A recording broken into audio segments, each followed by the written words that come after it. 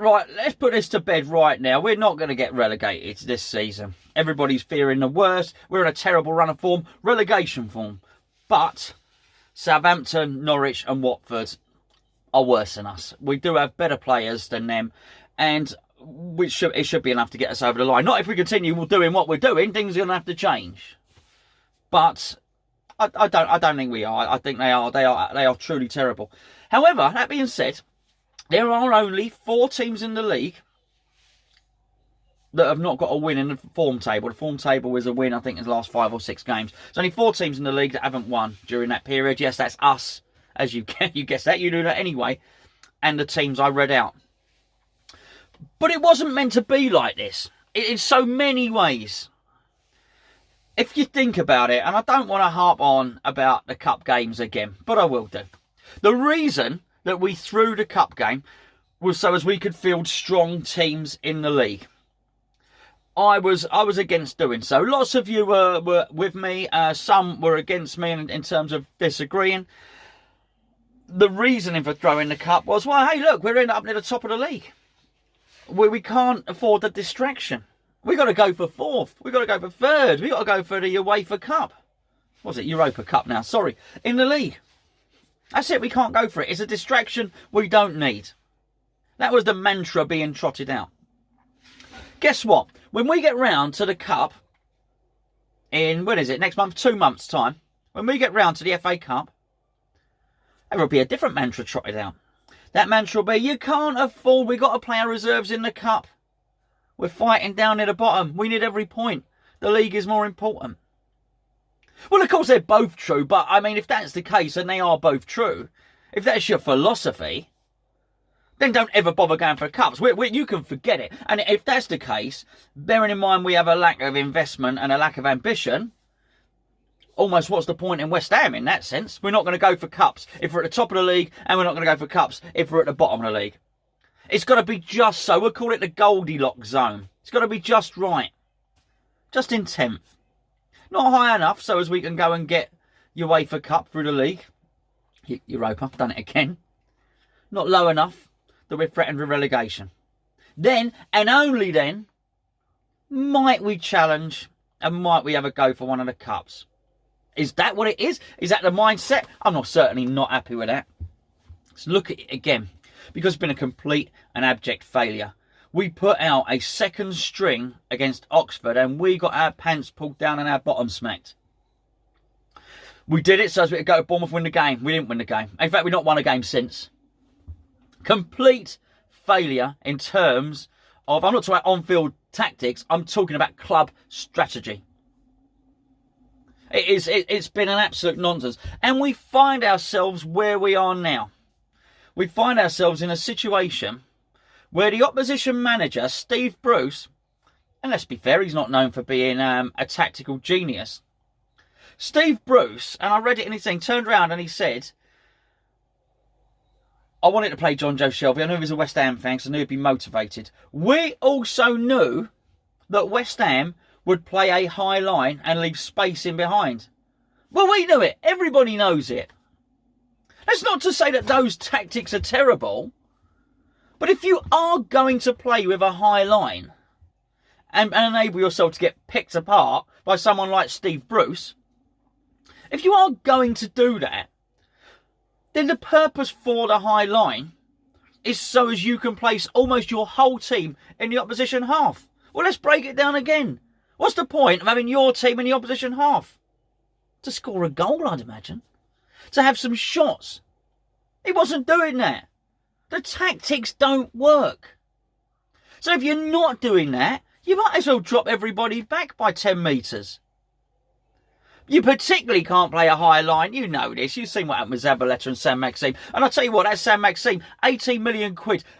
Something like that. Maybe I might have that slightly wrong. But he weren't. That is how Felipe Anderson should be deployed. Right like that. Just like that. But we don't. I think he might have cleared the ball off the goal line on Saturday. I think I saw that. Quite possibly. Anyway. Something's got to change. If we are going to get out of this sticky patch, because we're in 13th at the moment. If we're going to get out of it, something has got to change.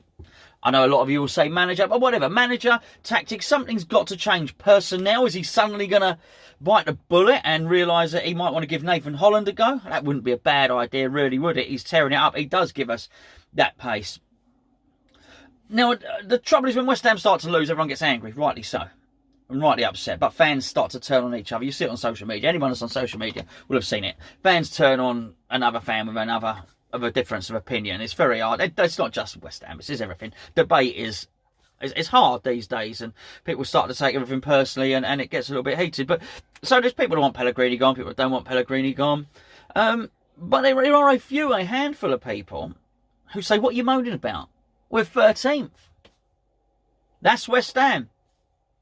Well, it is West Ham. It absolutely is West Ham, but not the West Ham that we were promised, by the way. And to say don't worry about it, it's 13th, we're 13th, is accurate, but it takes the context out of it. It takes the nuance out of it. It fails to tell the story. Because we might be 13th now, but I doubt there's too many people that are that confident we'd be 13th after we've travelled to Burnley. The worst thing that could have happened was them losing and getting their bottom smacked as well. They're going to be highly motivated. We know we won't be, because we've been losing for quite a while now. It doesn't motivate us. We don't come out any better. We don't improve after a loss. Pellegrini said he didn't know why the players started slowly. Well, that's a worry. Because he should know. Because it should have been addressed. Because 9 times out of 10 they do start slowly.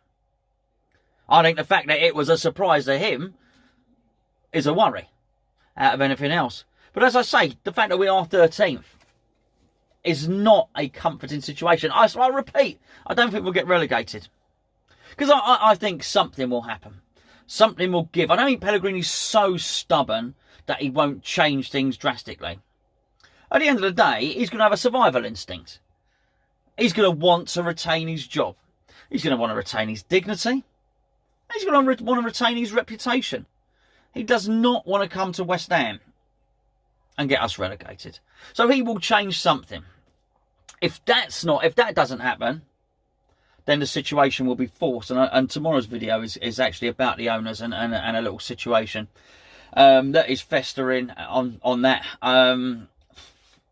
You know, it's not too clear, but I do think that Pellegrini's going to change things up. I do think he's going to improve things. And I do think we've got enough to get us through so as we're not relegated. And how depressingly bad and sad and poor is that? It's hard to watch Leicester, isn't it, playing how they play. And all these other teams that are sort of doing what we're meant to be doing. Because 13th is all right for West Ham. It's all right for old West Ham. Not getting relegated is often all right for old West Ham. But this wasn't the promised land. This wasn't the dream that was sold. And I'm afraid, you know, there's a lot of people culpable here. The manager's culpable. The net spend is very, very low. We've also culled so much off the wage bill. Andy Carroll, Perez, Chicharito, a lot of the top earners have been sold on and moved on. And they've been replaced with people on lower wages. Which is fine. You can be frugal. You can be prudent. But you then got to get things right. And you've got to ensure everything is in place to get things right. And as I say, the tactics we could do, that's another video. You know, it really is. In fact, it's many videos, Pellegrini's tactics. But I do mean the club strategy going forward, both at boardroom level and then that managerial level. That director of football role. Is that not what the director of football does? I'm not digging out Julius for that per se, but who decides upon the strategy? We know the manager picks a team and so on. Who decides we're going to throw the cups and we're going to go for the league? And who ultimately is culpable when those things go wrong? Because they have gone massively wrong. I don't know. I mean, it's going to be a long old week. As I say, I am not brimming with confidence. That training ground needs to be a nasty place this week. Not patting on the backs, don't worry, not cajoling. I'll tell you what, there needs to be some massive telling offs going on that training ground this week. Some people need to get their collar felt. Some people need to be pulled from the team. Some people need to be put to train with the reserves. That's what Pellegrini's got to do. It might well be that you think it's Pellegrini's fault. Some people think it's the players' fault. Regardless, something has got to happen. Something has got to change. Be it tactically, be it players, because we can't carry on like this. Because we are bang in trouble if we don't lose. If we lose to Burnley, we're bang in trouble. I don't think we're getting relegated, but that doesn't mean I don't think we will not flirt with it and be in that situation. Because I think actually maybe it might well, before anything is done either by Pellegrini or by the owners, it might well take us to drop down another 2 or 3 places. Then people think, hold on, what's going on here?